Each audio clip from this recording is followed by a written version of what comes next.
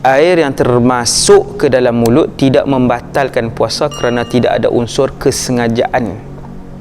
Kerana mandi hadas besar memerlukan air merata di seluruh badan. Ni kita sedang bincang orang dia puasa dan dia mandi wajib. Dia puasa dan dia mandi wajib. Macam mana tu puasa mandi wajib? Contohnya tidur, bangun-bangun nampak basah, maksudnya keluar air mani, maka dia kena mandi. Bila dia mandi wajib, mandi yang dituntut oleh syarak, mandi yang ada dalam syariat, dan dia tertelan air, itu tidak membatalkan puasa. Tertelan, selesai. Subtopik yang ke-9 muka surat 65, menyedut udara atau bau masakan. Waktu puasa, yang ni puasa sunat dan puasa fardu sama. Apa hukum? Tidak mengapa dan tidak batal jika sengaja membuka mulut untuk menyedut angin, bau masakan dan lain-lain, kerana ia bukan benda, dia bukan ain, bukan fizikal, dia tak ada ain dia. Walaupun sengaja gulai nanas ketam, isteri masak, kita sengaja pergi, wanginya, tidak batal puasa walaupun sengaja. Nombor 10, celak mata. Tidak batal puasa jika bercelak mata walaupun terasa ditekak. Rasa ditekak. Seperti ubat mata, ada ubat mata kita bubuh, saya rasa pahit di sini, batal tak? Ustaz Muhadir, pengarang kita ambil pendapat yang mengatakan tidak batal. Okey, kemudian muka surat 66, betis tertusuk pisau. Betis tertusuk di mana? Di pisau. Pisau tertusuk di betis. Apa hukum dia? Batal tak puasa?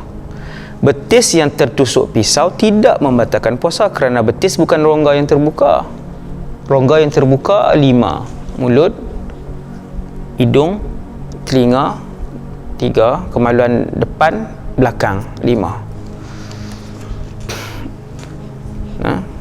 Kalau dia buat lubang di betis dia, buat lubang dengan straw ataupun buat lubang dengan besi yang tajam, buat lubang pun tidak membatalkan puasa kerana betis bukan rongga yang terbuka. Ke-12, menghidu asap kemenyan. Yang ni sama macam hukum menghidu bau masakan tadi, walaupun secara sengaja tidak batal puasa.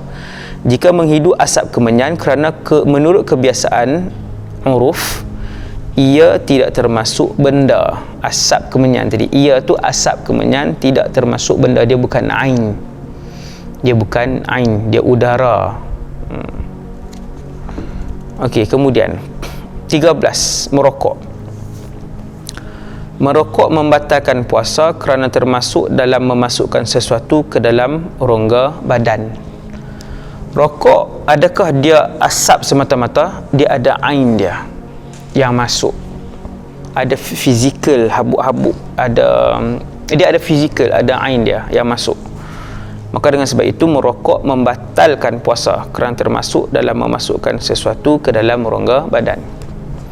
Minggu lepas saya ada terima satu mesej tentang satu artikel mengatakan bahawa profesor dari sekian-sekian negeri bagitahu kata rokok boleh mengurangkan risiko untuk kena COVID-19, ataupun rokok boleh menyembuhkan COVID-19. Ada pendapat profesor tu. Saya membaca-baca, saya kata mengarut. Saya baca, orang tu tanyalah, ada orang tanya, tapi artikel dia kata macam mana ni ustaz, boleh tak disebarkan? Kata baca je, saya baca artikel tu, saya kata karut. Allah Ta'ala takkan jadikan pada benda yang haram semudah-mudah itu sebagai penawar kepada penyakit, kan. Kemudian saya berdoa, ya Allah, semoga ada penerangan tentang perkara tersebut. Alhamdulillah, surat khabar semalam ataupun hari ni, semalam ataupun 2 hari lepas, hari ni saya tak ingat, tapi setiap hari saya baca surat khabar sejak PKP inilah, kan. Saya baca surat khabar. Jadi ada satu artikel tu, rokok antara punca seseorang dijangkiti COVID-19 dengan lebih teruk lah. Puncanya antaranya ialah merokok, disebutkan. Alhamdulillah, terjawab lah yang artikel yang minggu lepas tu. Yang tu seningan saja. Kemudian nombor 14, menyedut asap rokok. Tidak batal puasa orang yang menyedut asap rokok orang sebelahnya kerana ia sukar untuk dijauhi, terutama sekali jika berada di tempat orang ramai. Yang tu susah nak, sebab susah nak elok, ada masyaqqah, susah nak elok, kan.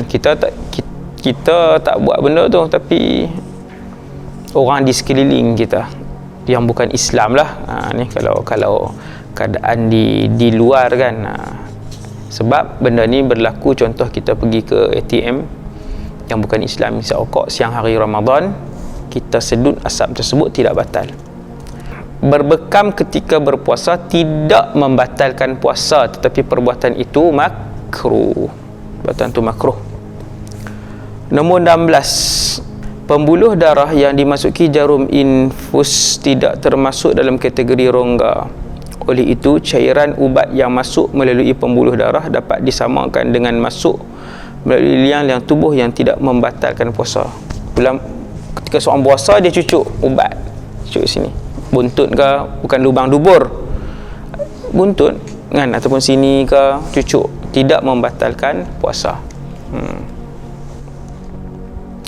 Jari termasuk ke dalam alat sulit. Masalah yang ke-17, ketika beristinja, jari-jari seorang perempuan menyentuh bahagian bibir alat kemaluannya, ia tidak membatalkan puasanya. Jika hanya menyentuh bahagian luar kemaluan, iaitu bahagian yang mesti dibersihkan ketika mandi wajib, atau bahagian kemaluan yang nampak dari luar ketika duduk bertinggung. Walau bagaimanapun, jika hujung jari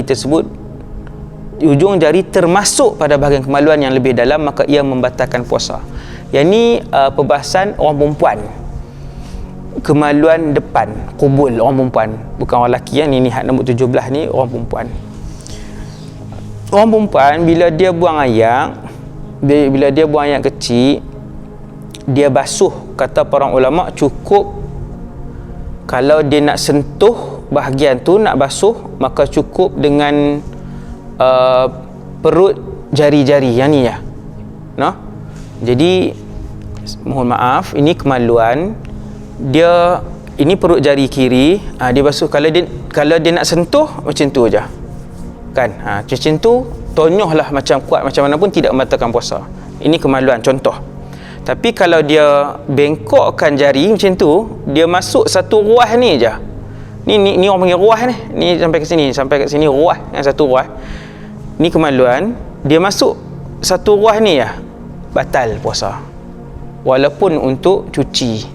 Sebab hadas kecil, nak cuci apa sampai teruk-teruk sangat, kan. Basuh biasa je lah, corok air, ataupun kalau perlu untuk sentuh, dengan perut jari ni dah cukup, kan. 3 perut jari ke, guna 3 ni, kan. Basuh kalau nak sentuh lah, kan. Okey. Yang tu saja. Itu perbahasan nombor 17, Okey, kalau masuk jari dalam sikit, satu ruas pun batal. Bukan jari, benda apa pun tak kira lah, jari dia ke, benda lain ke, kan, jari orang lain ke masuk, batal puasa. Batal puasa pemilik kemaluan itu, bukan orang yang masukkan tu. Jadi hati-hati. Dah selesai nombor 17. Kemudian yang tadi kemaluan depan wanita kalau dia buang air kecil. Nombor 18, menyentuh lubang dubur ketika berpuasa. Yang ni dubur belakang pula. Yang ni untuk lelaki dan perempuan. Ni nombor 18. Batal jika hujung jari yang digunakan untuk beristinja masuk ke dalam lubang dubur, iaitu bahagian yang tidak wajib dibasuh. Yang ni lubang dubur, minta maaf, ini lubang dubur. Lubang dubur keluar najis. Yang wajib basuh ialah sinilah, kan? Dalam tak wajib basuh. Lelaki ataupun perempuan selepas selesai qada hajat, dia nak cuci lubang dubur tu, dubur ni yang belakang, lubang dubur, dia masukkan jari ni, batal puasa walaupun satu ruah, batal. Sebab tu dia sebut memasukkan bahagian yang ke dalam lubang dubur, bahagian yang tidak wajib dibasuh. Mana bahagian yang tidak wajib? Dalam lah. Dalam tak wajib. Yang ni lubang dubur, basuh yang ni je lah. Sorry ya, belah ni lah, minta maaf. Okay, basuh lah ni je. Basuh je lah lubang dubur ni, basuh yang tu. Kenapa perlu masukkan jari? Tak masukkan, walaupun satu ruah ni, 1/3 jari ni pun, laki atau perempuan, batal. Jika hanya memegang bahagian depan dubur yang berkerut ketika beristinja, maka tidak membatalkan puasa. Ni bahagian depan kan, itu tak apa, jangan masuk dalam. Okey, najis yang keluar masuk kembali.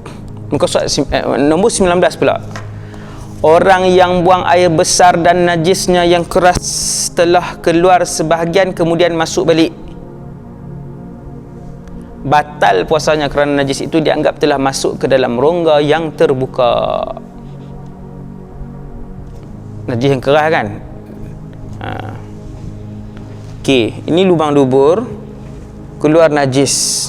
Contoh keluar najis. Keluar, dia pun kemut.